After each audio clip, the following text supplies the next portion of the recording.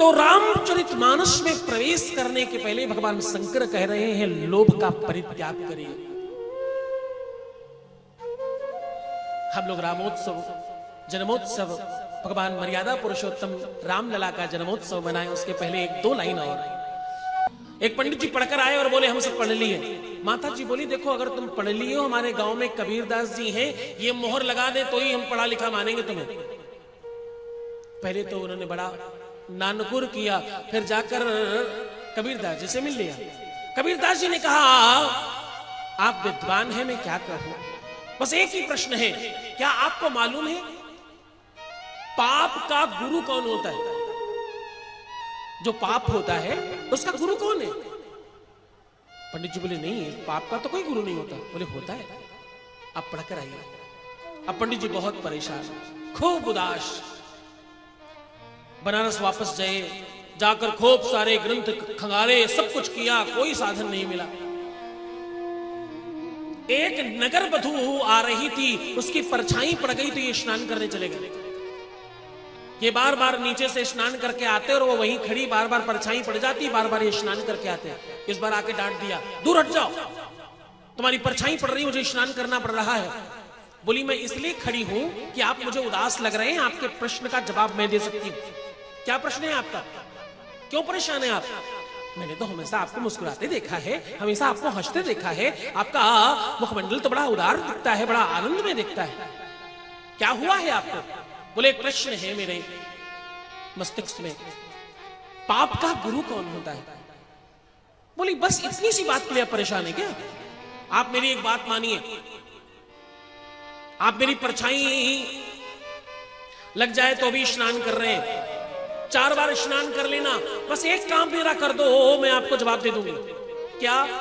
मेरा बनाया हुआ भोजन आप कर लीजिए और ध्यान से सुनिएगा, वो भोजन बनाते समय मैं स्वर्ण के बर्तनों में बनाऊंगी, स्वर्ण के बर्तनों में खिलाऊंगी, और मेरे पास बहुत सारी स्वर्ण मुद्राएं वो मैं आपको दान में दे दूंगी, और वो सारे बर्तन आपके, स्वर्ण मुद्राएं आपकी, बस मुझे एक बार अपने हाथों से बनाकर भोजन आपको खिलाना है। पंडित जी बोले ठीक है,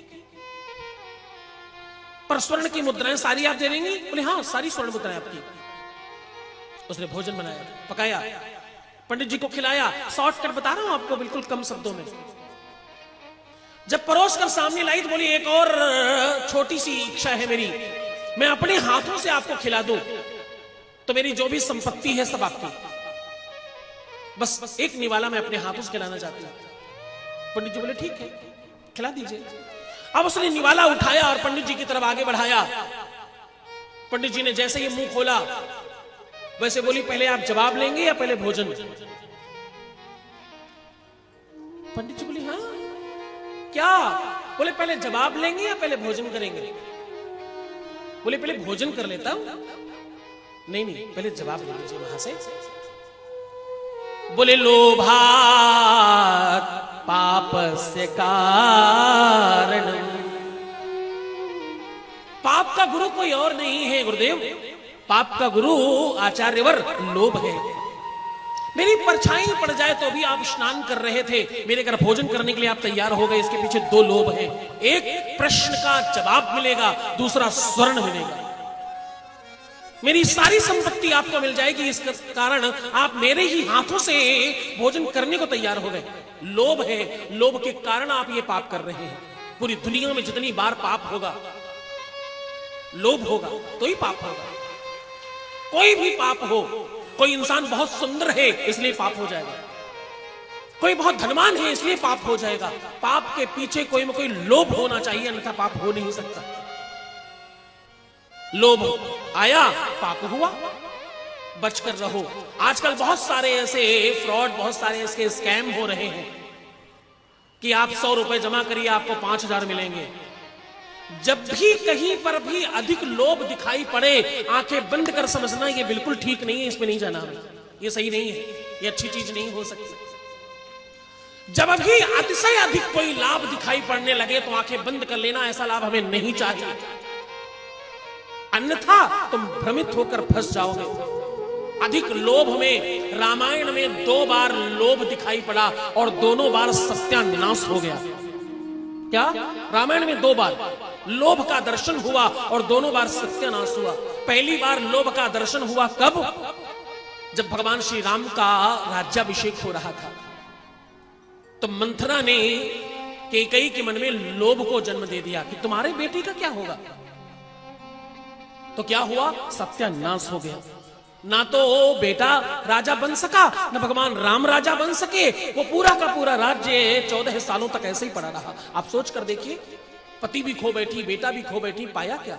कुछ मिला क्या?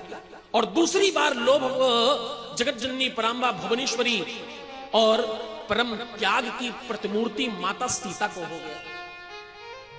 चक्रवर्ती राजा की पुत्री है, चक्रवर्ती राजा की पत्नी है, चक्रवर्ती राजा की बहू है, चक्रवर्ती के अलावा इनके घर में कुछ है ही नहीं, ऐसे समझो। सोना चांदी, बाप रे, इनके घर में इतना सोना चांदी है कि रोड बनवा दें, सड़क बना दें, इतना सोना है इनके घर। वही सीता आज कह रही है कि मुझे ये वाला मृग चाहिए क्योंकि ये सोने का है। क्यों चाहिए? क्योंकि ये सोने का मृग है, इसलिए चाहिए। इस लोभ ने दोबारा सत्यानाश करा दिया सब। हाँ, सारा विवाद और जो भी झंझट हुआ इस लोभ के कारण हुआ। भगवान शंकर कह रहे हैं माता को कि शत्रुघ्न का नाम जाके सुमिरन ते रिपुनासा, नाम शत्रुघ्न वेद प्रकाशा। उस शत्रुघ्न ने उस लोभ का वध किया। हाँ?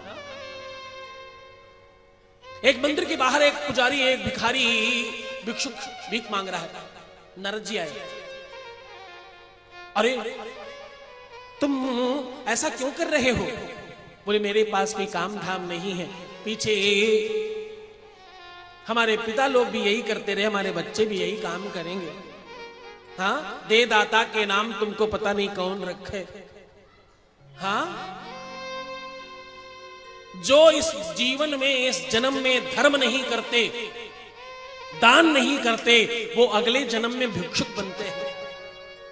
इसलिए भैया हाथ उठाओ और कुछ देना प्रारंभ करो। एक भिक्षुक भीख मांग रहा है, नारद को दया आ गई, उन्होंने लेटर लिखा, जाओ अलकापुरी के राजा कुबेर को ये लेटर दिखाओ जाकर। वो गया भागा भागा। देवराज इंद्र के यहाँ के देवर्षि हैं ये, इनका लिखा हुआ लेटर कौन डाल सकता है? सीधा अंदर एंट्री हुई।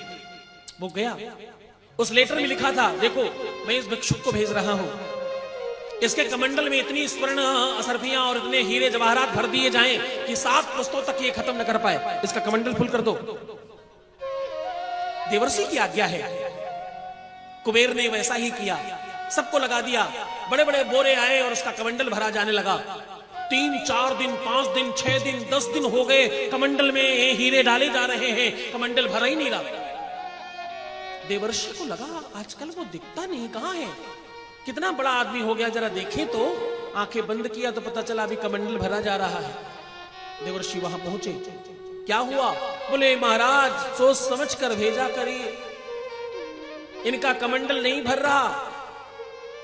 बोले रुकिए, इनके कमंडल का मैं परीक्षण करूंगा। कमंडल पलट कर देखा तो उस कमंडल के अंदर लोभ बैठा हुआ था। लोभ कभी भी समाप्त नहीं होता।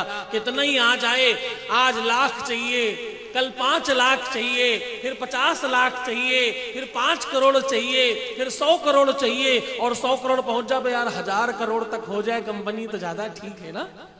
ये कभी समाप्त नहीं होता। तो लोभात् पापस्य कारणम, मैं नहीं कहता कि सारी संपत्ति दान में दे दे, हरिश्चंद्र की तरह पूरी संपत्ति दान में देकर स्वयं